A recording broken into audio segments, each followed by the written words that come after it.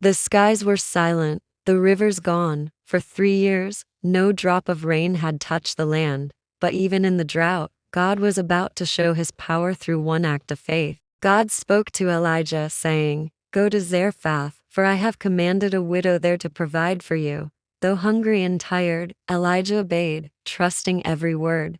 At the city gate, Elijah saw her, a widow with nothing left but faith. Her eyes showed sorrow. Her hands carried only 2 small sticks. Yet, she would soon witness a miracle. "Please, bring me a little water," Elijah said. She turned to fetch it, and he added, "And a piece of bread." The words stopped her in her tracks. "Have only a handful of flour and a little oil," she said. "I'm gathering these sticks to prepare our last meal for my son and I, before we die."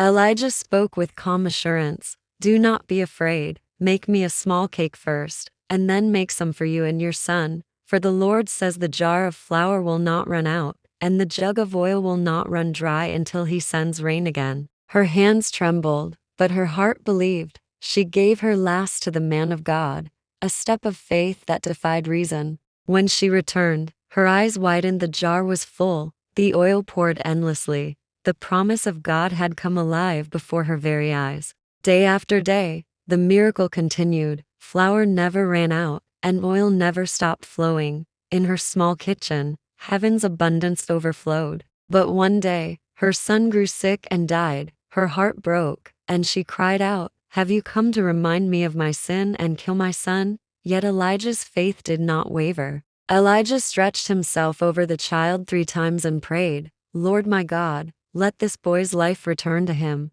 And God heard. The boy breathed again. The widow's tears turned to joy as she declared, "Now I know you are a man of God, and his word is true." Faith begins when fear ends. When you give God your last, he gives you his best.